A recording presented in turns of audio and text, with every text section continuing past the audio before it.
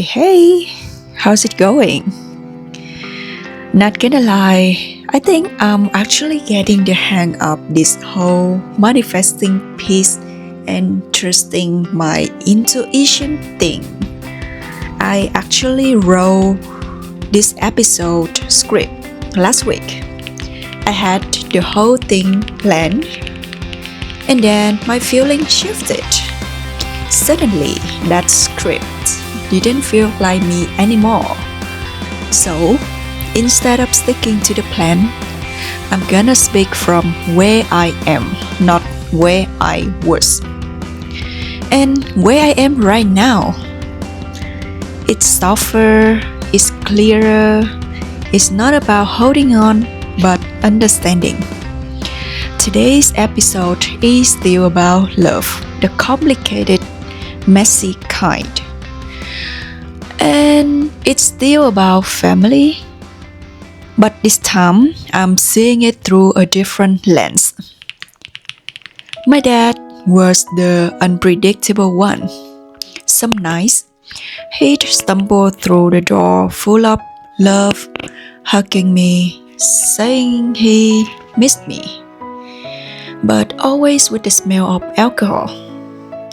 I remember loving him in those moments, but hating the smell, and I still do.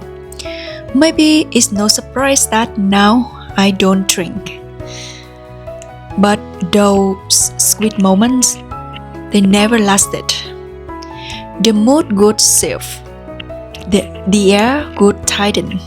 He'd snap, start yelling at my mom, dragging out resentments like they were still fresh. And I'd still sit there, small, alert, watching the storm build, knowing I couldn't stop it. I used to think those nights only gave me pain, but now I realize they also gave me instincts, the kind of intuition you can learn from books, the kind that kicks in before words are spoken, that scans the room, that feels the tension before anyone says a thing. It wasn't safe, but it was training. I became fluent in reading energy, in praising for emotional impact. And even though it came from chaos, that skill, that sensitivity, is something I still carry. Now, I use it to protect my peace, to notice when something feels off in love or friendship, to pause, to choose again. And that's why I don't hate my past. I honor it, not because it was fair, but because it taught me to seek better, to ask harder questions, to define love for myself. I studied love like a subject no one else was teaching me. And the love I'm learning now is quiet. It doesn't demand that I shrink. It doesn't dress up chaos and call it passion. It lets me breathe. It lets me stay. And maybe for the first time ever, I know I deserve that.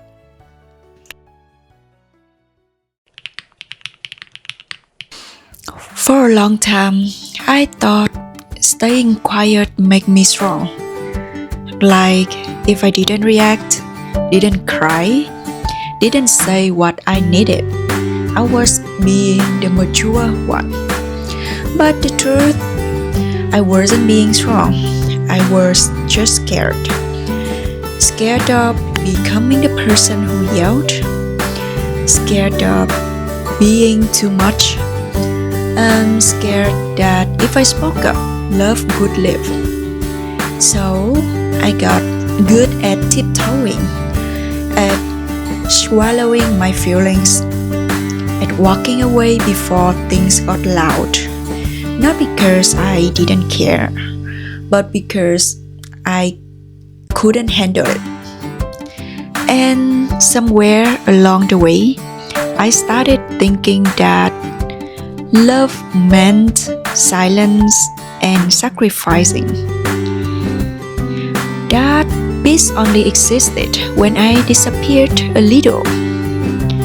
But I'm unlearning that now because real love, it has room for a voice, for emotion, for honesty, even when it's awkward or messy or hard to hear.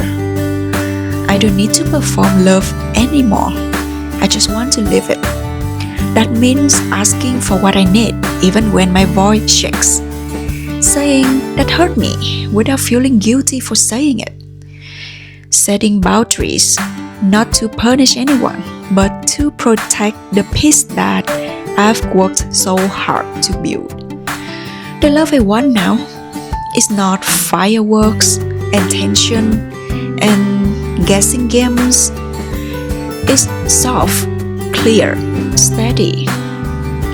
It doesn't disappear when I show my full self. And maybe the most loving thing I've ever done is let myself take up space in love without apologizing for it.